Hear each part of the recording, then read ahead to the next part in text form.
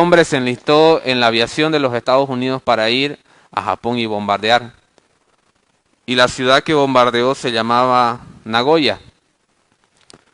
En medio de todos los bombardeos y los viajes que hacían a Japón, en uno de esos viajes se les acaba la gasolina y caen en medio del terreno japonés y son tomados como prisioneros.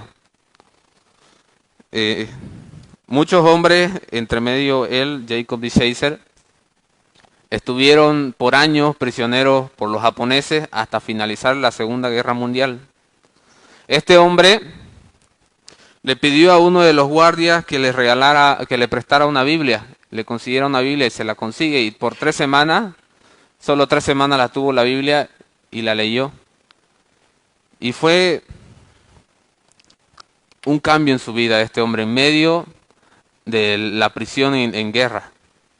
Empezó a actuar de manera diferente con los guardias, incluso se hizo amigo de los guardias. Y ya al finalizar la Segunda Guerra Mundial vuelve a su país, deja de lado la aviación y se dedica a estudiar en un seminario, preparándose para ser misionero. Luego de terminar todo ese proceso vuelve al Japón como misionero ya, no como soldado de guerra. Y va con el propósito de evangelizar a los japoneses. Lo interesante de esto y cómo es que Dios orquesta todo, es que uno de los militares de Japón lee uno de sus folletos de evangelización y se convierte. Este militar apellidado Fushida y era el que dirigió el ataque a Pearl Harbor. Y se vuelven grandes amigos. Y se dedican a proclamar el evangelio en Japón. Otra cosa interesante es que este hombre, Jacob D. Chaser, funda una iglesia en la misma ciudad que él bombardeó, en Nagoya. ¿Por qué les cuento esta historia? Porque viendo el pasaje que vamos a estudiar el día de hoy, Romanos 12 del 14 al 21, nos habla de cuáles son las actitudes que debe tener un cristiano con respecto al relacionarse con otros. Y este es un caso extremo, el tema de todo lo que sucedió en la Segunda Guerra Mundial. Pero vemos ahí el cambio del Señor en los corazones. Ahora, la pregunta que deberíamos hacernos nosotros al ir viendo cada uno de estos versículos es: ¿el Señor ha cambiado mi corazón? ¿Estas actitudes son las que gobiernan mi vida? ¿Tengo la capacidad de perdonar y de no ser gobernado por el rencor y la venganza? En el versículo 14 dice: bendecid a los que os persiguen, bendecid y no maldigáis. No está diciendo simplemente bendigan a sus hermanos, está diciendo bendigan a aquellos que los persiguen. Bendigan a aquellos que buscan su mal. Pero lo interesante de esto es que aquí hace una aclaración el apóstol Pablo y dice: bendecid y no maldigáis. Y pareciera redundante todo esto, porque dice primero que bendigamos y luego nos hace como dos palabras que son antónimos. Bendecir y no maldigáis. Obviamente que si yo bendigo no voy a maldecir, puedo decir yo. Pero lo que quiere demostrar el apóstol Pablo es que nuestra actitud al bendecir no debe ser simplemente de afuera, sino que tiene que ser desde el corazón. Porque podemos nosotros decir yo bendigo a tal persona, pero en mi corazón hay rencor. O muchas veces cuando somos lastimados y como cristianos, esta es nuestra frase y decimos: bueno, pero que el Señor lo bendiga. Con una actitud de que bueno, eso es lo que yo tengo que hacer y ni modo lo bendigo. Pero eso no es la actitud de un verdadero cristiano. Bendecir verdaderamente que haya un perdón real en nuestros corazones. Y tal vez seamos de aquellas personas que por naturaleza buscamos la paz, no queremos estar en conflictos con nadie. Y aparentemente cuando nos hacen algún mal no pasa nada, no sucede nada, no buscamos conflictos, pero en nuestros corazones no estamos deseando el bien a la otra persona. Y eso es interesante que analicemos en nuestras vidas, hermano. ¿El Señor ha transformado verdaderamente nuestros corazones? El contexto de este pasaje en el versículo 12, que Pablo empieza luego del capítulo 1 al capítulo 11 en Romanos, habla de la depravación del ser humano, de cómo nuestros corazones están inclinados hacia la maldad, y cómo el Señor dio el sacrificio de Cristo para darnos libertad del pecado. Todo eso lo explica del capítulo 1 al capítulo 11. Y luego en el capítulo 12 hace una petición con respecto, quiero que volvamos al versículo 1 del capítulo 12 para entender en qué contexto es que Pablo empieza a hablar sobre las actitudes del cristiano. Y dice así: así que, hermano, les ruego por las misericordias de Dios que presentéis vuestros cuerpos en sacrificio vivo, santo, agradable a Dios, que es vuestro culto racional. No se conformen a este siglo, sino transfórmense por medio de la renovación de su entendimiento, para que comprueben cuál sea la buena voluntad de Dios, agradable y perfecta. Al decir aquí, así que, hermanos, es que tomando en cuenta todo lo que yo he dicho anteriormente, que son muestras de las misericordias de Dios, presenten sus cuerpos como sacrificio vivo. Pero ¿de qué manera podemos hacerlo esto? Y en los siguientes versículos muestra actitudes que tenemos que tener con los hermanos en la iglesia, y al partir del versículo 14 habla de las actitudes que debemos tener con los que son hermanos y con los que no son hermanos, incluso con nuestros enemigos, que son los que nos persiguen. Entonces, viendo este contexto, es que entendemos que el apóstol Pablo nos está diciendo que, entendiendo lo que Cristo ha hecho por nosotros, es que nosotros debemos actuar de esta manera.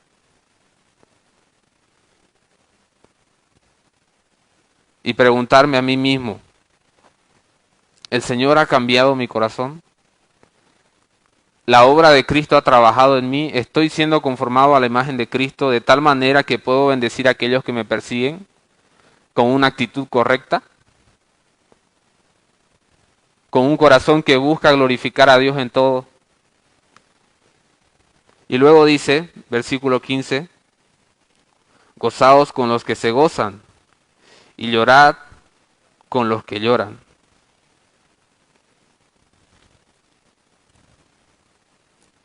No solo con los creyentes, sino con los que no son creyentes. Y esto puede ser usado por Dios para que ellos se acerquen a Él. ¿Qué significa gozarse con los que se gozan? Alegrarse con aquellos que les va bien. Porque cuando nos va bien hay alegría en nuestros corazones, ¿no es cierto? Nos gozamos. Lo contrario a esto sería envidia. Lo diría así, sería llorar por el que se goza. Estar triste o molesto por aquel que le va bien, por aquel que está contento. Y mi actitud como cristiano no debe ser esa. Si mi vecino tiene un auto mejor que el mío, si mi vecino tiene una casa y yo vivo en anticrético o en alquiler, bendito sea Dios. La mayor alegría que el Señor nos ha dado en nuestras vidas es habernos salvado, hermano. Y esa debe ser una premisa constante para que nuestras actitudes sean correctas. Porque cuando yo vivo agradecido con Dios por ese sacrificio que vale por la eternidad, y no por algo perecedero como una casa, como un auto, yo vivo agradecido con Dios y me gozo por aquellas personas que les está yendo, a mi parecer, mejor que a mí.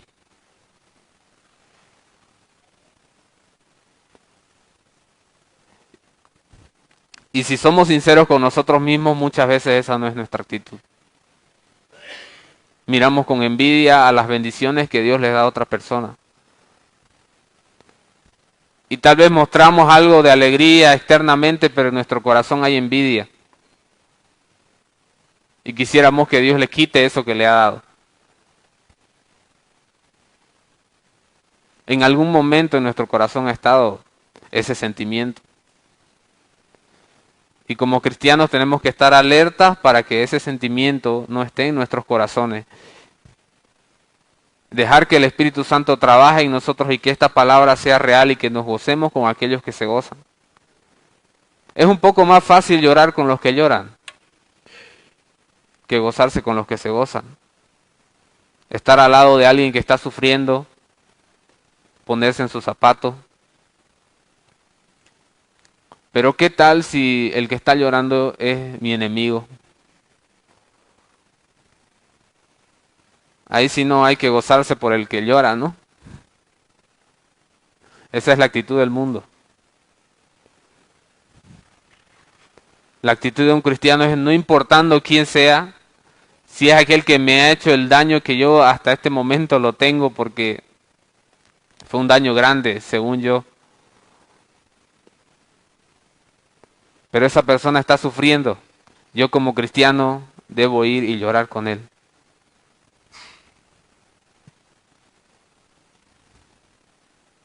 Lo contrario a llorar con los que lloran es alegrarse del mal que le suceda a los demás. ¿Me estoy alegrando con el mal que le sucede a otro? Bien que le haya sucedido, se lo merece. Por todo lo que me hizo. O por toda la maldad que demuestra. ¿Es esa nuestra actitud? Aquí dice que lloremos con los que lloran. Y no dice lloren solamente con los hermanos. No dice lloren solamente con los amigos. Lloren con los que lloran, cualquiera sea la persona. Estar en el sufrimiento de los demás. Más bien cuando su enemigo o aquella persona que le hizo mal está sufriendo, aproveche de ser una persona de consuelo y que el Señor use su vida para que esa vida sea transformada.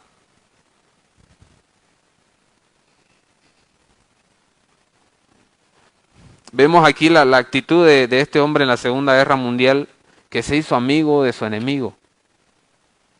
Y solo eso lo puede producir el Señor.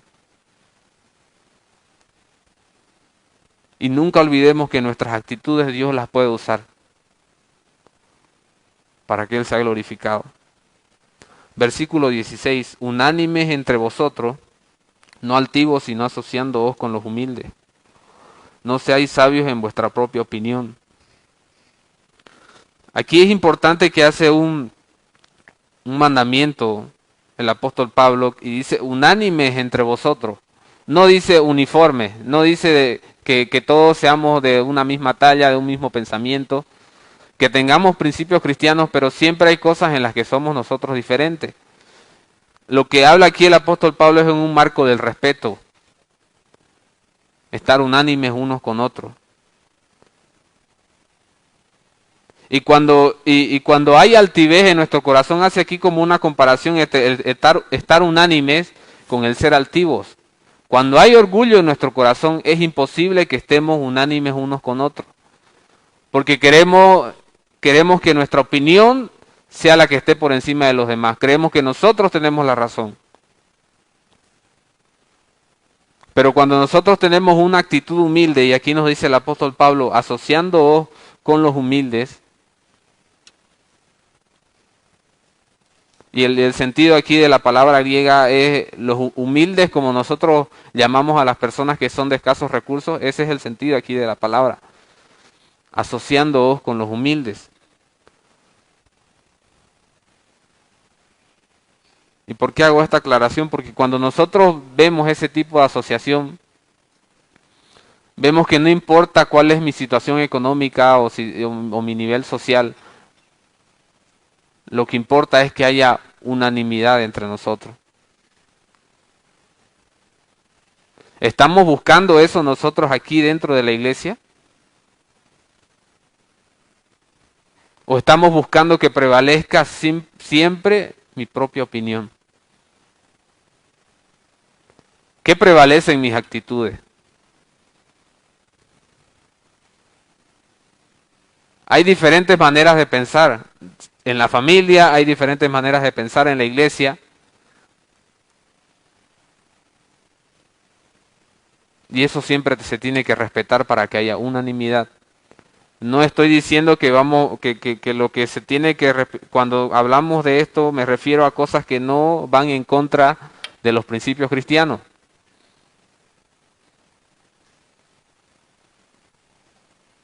Hablo de cosas como maneras de vestir, por ejemplo,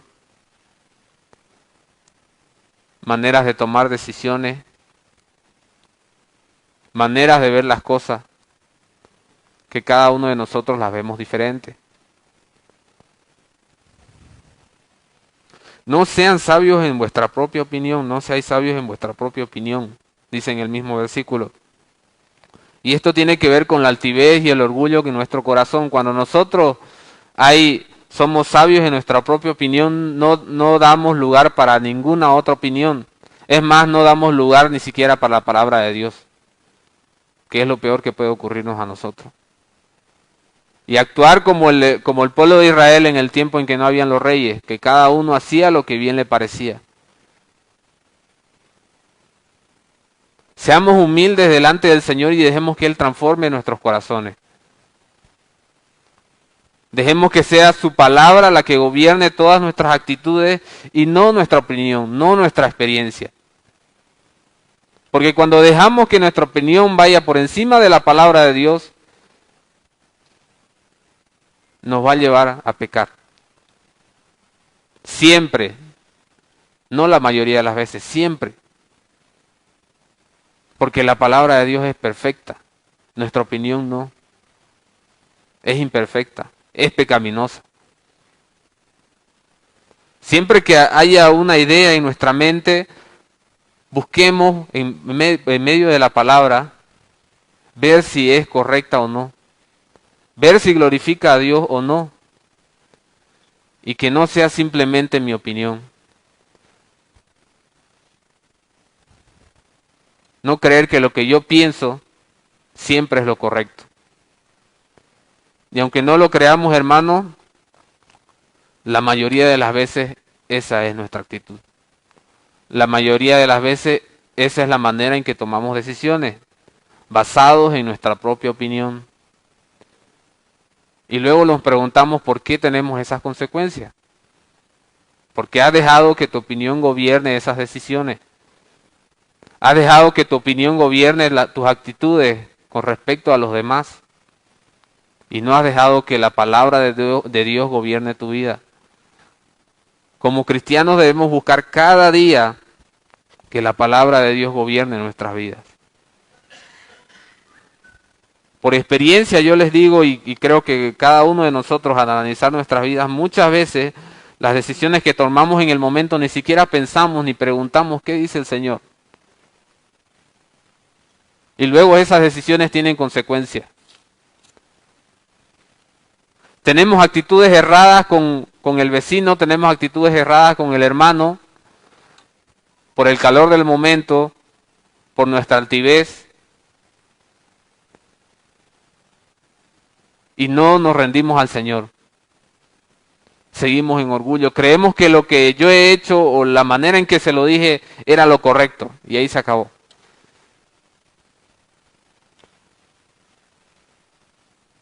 Se lo tenía que decir y se lo dije.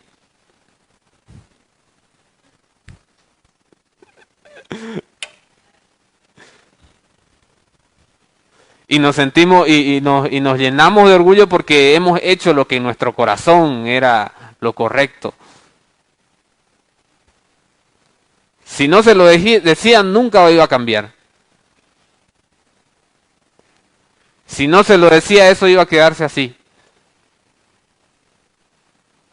En mi propia sabiduría estoy actuando.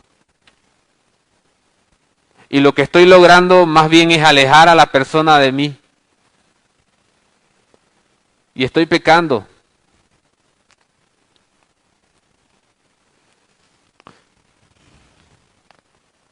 El versículo 17 nos muestra otra actitud de un cristiano verdadero. El cristiano no paga mal por mal. Dice, no paguéis a nadie mal por mal, procurad lo bueno delante de todos los hombres. Este pagar mal por mal está hablando de un acto, de hacer algo, de hacer maldad. Y eso nos lleva a entender que las actitudes de nuestros corazones en algún momento nos van a llevar a actuar.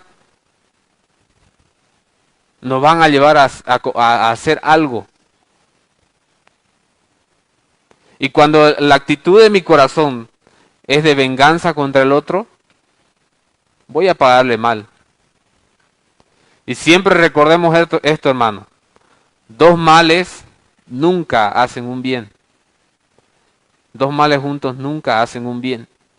Pero generalmente siempre respondemos mal con mal. Él me grita, yo le grito. Como los niños, él me golpea, yo lo golpeo. Él me quita mi juguete, yo le quito su juguete.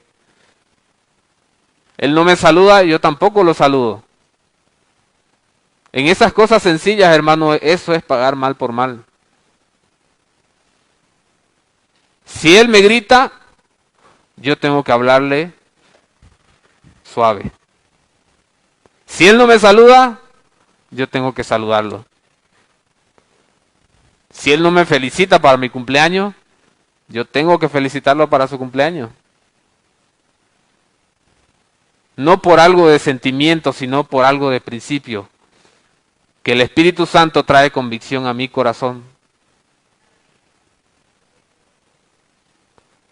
Pero nuestro corazón no quiere actuar así, hermanos, y esa es la verdad.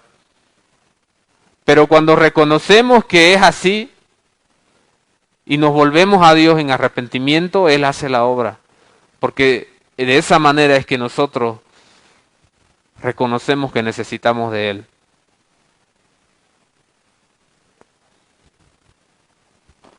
Esto del pagar mal por mal tiene que ver con la venganza que estaba diciendo y tiene que ver con el versículo 19 y 20 también que habla de lo mismo. Dice, no se venguen ustedes mismos, amados míos, sino dejen lugar a la ira de Dios, porque escrito está, mía es la venganza, yo pagaré, dice el Señor.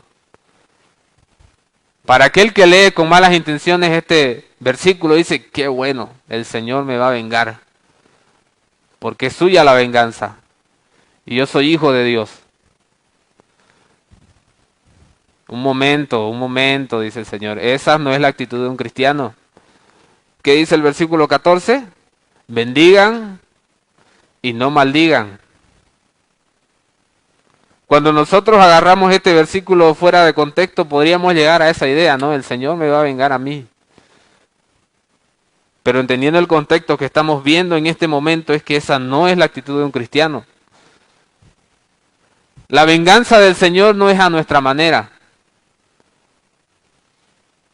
Él va a pagar, dice. Y nosotros como cristianos debemos orar por esas personas.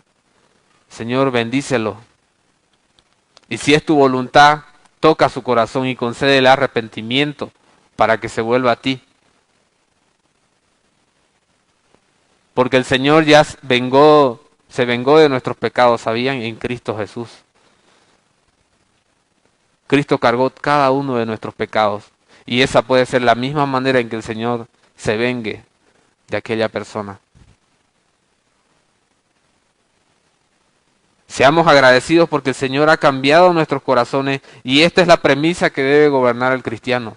No busquen la venganza. Si tenés en tu mente durante ya hace mucho tiempo el vengarte de alguien y estás aquí esta mañana escuchando esto, el Señor te está diciendo no te vengues, bendícelo. A más de uno de nosotros aquí nos han dañado. A más de uno de nosotros aquí nos han traicionado o nos hemos sentido traicionados. Y en algún momento hemos deseado el mal de esa persona. Pero el Señor nos dice, no paguen mal por mal. No se venguen. Entonces, lo contrario a pagar mal por mal, ¿qué sería? pagar bien, ¿no? Por mal. Y eso es lo que dice el versículo 20. Dice, haciendo alusión a Proverbios 25, 21, 22. Así que si tu enemigo tuviere hambre, dale de comer. Si tuviere sed, dale de beber. Pues haciendo esto, ascuas de fuego amontonarás sobre su cabeza. Entonces, primero nos dice aquí el apóstol Pablo, no se vengan ustedes mismos, sino que den lugar para la ira de Dios. Dejen lugar a que el Señor haga su voluntad. La justicia de ustedes es pecaminosa, la justicia de Dios es perfecta. La manera en que ustedes deben actuar es dándole de comer a su enemigo, dándole de beber a su enemigo. En resumen, hacerle bien a quien le hizo mal. De esta manera, ascuas de fuego amontonará sobre su cabeza. Hay muchas maneras de explicar esta frase, ascuas de fuego. Hay algunos que dicen que es cuando se ensonroja uno y eso es como ascuas de fuego. Otros que en el tiempo antiguo había una manera de castigar en que se le ponían carbones encendidos a las personas.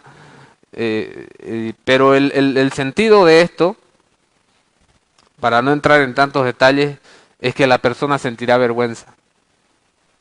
Sentirá vergüenza de la actitud que tuvo, porque si es tu enemigo y te hizo mal, o es tu enemigo porque te hizo mal, ¿no es cierto? Y aquí dice que no devuelvan mal por mal, está hablando de una persona que te ha hecho mal. Entonces, esa persona que te hizo mal, vos le haces un bien, le hacemos un bien, entonces puede llegar y decir, ¿qué he hecho? Yo actué mal con él, pero él no hizo así conmigo. Y este sentido de vergüenza nos puede llevar al hecho de que esta persona, Dios toque su corazón y se arrepienta de su pecado. Que no sería lo mismo si nosotros le devolvemos mal por mal a esa persona. No va a tener deseo de arrepentimiento, va a tener deseo de venganza, igual lo que yo hice. Como del principio vimos en cada uno de los puntos, nuestras actitudes tienen que guiarnos a que el Señor toque las vidas de esas personas con las que nos relacionamos. Y el hecho de que yo le haga el bien a esa persona puede producir arrepentimiento en su corazón. Y esa sería la manera en que el Señor se vengue. Qué hermoso sería que con mi enemigo o aquel que me hizo mal seamos verdaderos amigos. Y que el Señor toque sus corazones, así como pasó con este militar de Estados Unidos y el militar japonés. Y que el Señor nos use para su gloria. Deberíamos procurar eso en nuestras relaciones. Y recordar que esa siempre fue la actitud del Señor Jesucristo aquí en esta tierra. Él nunca respondió con mal. ¿Lo escupieron? ¿Él escupió? No, él siguió. Cuando estuvo Pedro ahí impulsivo y le cortó la oreja a uno de los que estaban yendo a apresar a Jesús, Jesús no le dijo, bien que lo hiciste. Le devolvió la oreja y le dijo que no actúe de esa manera, Pedro. Y fue calladito, como decimos nosotros, fue calladito a la cruz. No dice en Filipenses que él no escatimó el ser igual a Dios como algo a que aferrarse, sino que se humilló a sí mismo. Se humilló tanto que llegó hasta la muerte en la cruz para que nosotros seamos liberados del pecado. Él es nuestro ejemplo. Él nos dejó el ejemplo. Y no solamente nos dejó el ejemplo, sino que nos ha dejado el Espíritu Santo para que tengamos actitudes correctas que glorifiquen a Dios. Y si no es así, esta mañana es un buen momento para decirle al Señor, no tengo esas actitudes. No es lo que nace de mi corazón. Tal vez tú no has tocado mi corazón y no está el Espíritu Santo en mí, pero si es lo que tú quieres, Señor, hoy me arrepiento de mis pecados y me vuelvo a ti.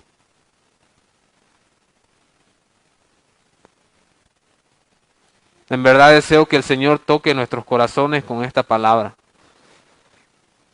Que el Señor sea glorificado en nuestras vidas. Y el resumen de todo esto está en el versículo 21. Dice, no sean vencidos de lo malo, sino venzan con el bien el mal. Recordemos esto siempre, hermanos. La manera de vencer el mal es con el bien. Y no es una frase cliché.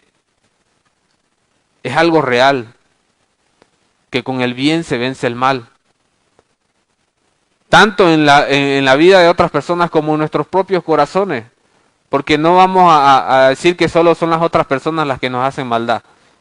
De nuestro corazón nace maldad. ¿Y cómo vamos a vencer esa maldad de nuestro corazón? Pidiéndole al Señor que ponga bien en nosotros. Para que actuemos bien y que sea glorificado Él en nuestras vidas. Que el Espíritu Santo siga perfeccionando la buena obra que el Señor empezó en cada uno de nosotros.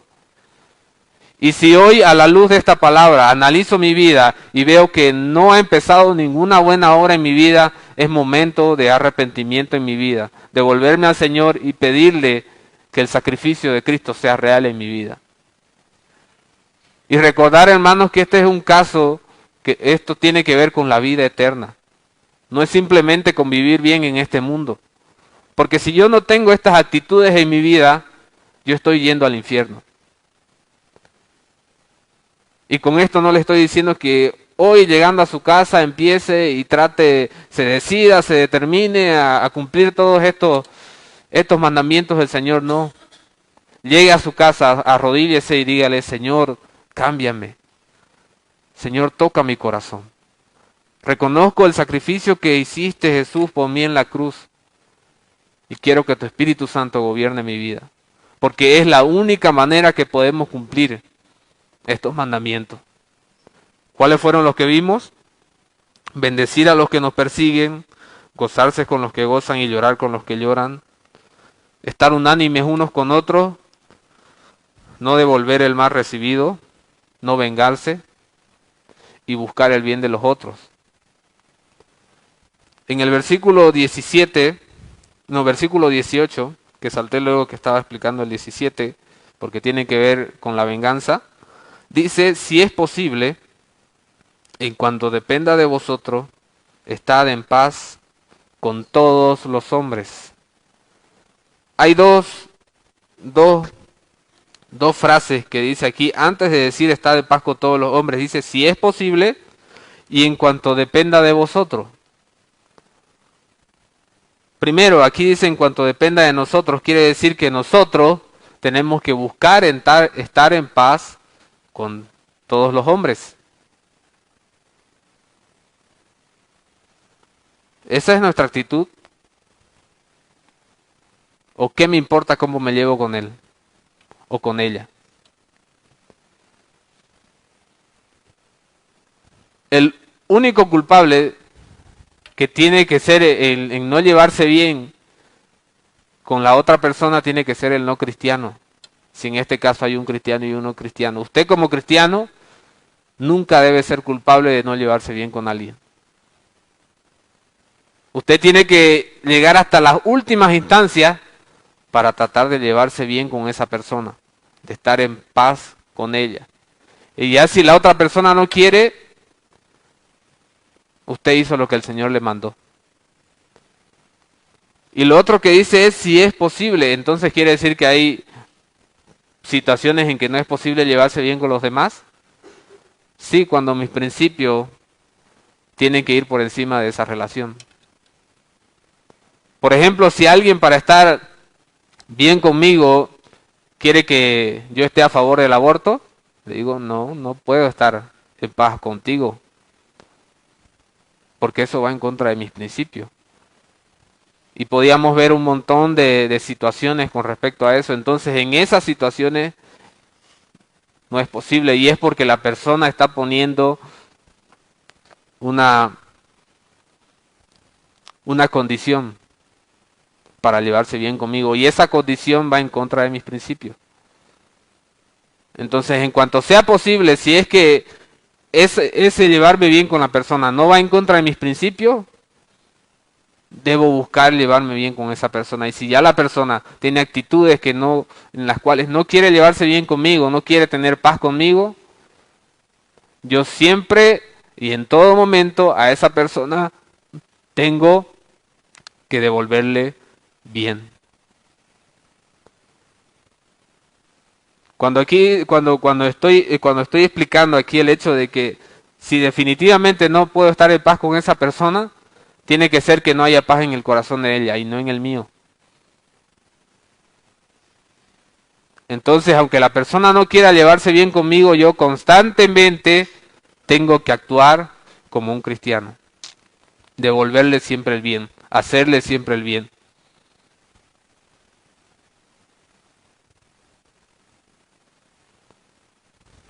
Entonces, viendo todos estos puntos, nosotros analizamos nuestras vidas. Y si no es realidad esto en nuestras vidas, es motivo de tristeza en nuestros corazones. Porque anhelamos que el Señor cambie nuestra vida con respecto a esto. Y si no hay ese anhelo en mi corazón, pedirle al Señor que lo ponga. Señor, no tengo el deseo de llevarme bien con esa persona. Señor, no tengo el deseo de bendecirlo. Pero tu palabra dice que debo bendecirlo, que debo devolverle bien por mal. Entonces produce eso en mi corazón. Que la imagen de Cristo sea plasmada en mi corazón. Pidámosle eso al Señor en esta mañana. Y que Él siga perfeccionando la buena obra que empezó en nosotros o que hoy mismo empiece esa obra en nosotros. Señor, te damos gracias por esta mañana, por esta palabra. Señor, sabemos de que en nuestros corazones, Señor, hay maldad. De que nuestros corazones quieren venganza, Señor. De que no quieren bendecir a aquellos que nos persiguen, Señor. Y que no queremos llevarnos bien tampoco con aquellas personas, Señor, en las cuales hay odio en nuestro corazón, Señor.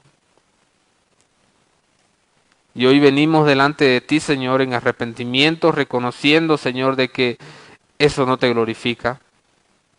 Y de que eso son muestras de que no somos verdaderos cristianos, Señor. Y si aún tú, Señor, no nos has tocado, te pido que nos toques en esta mañana, Señor.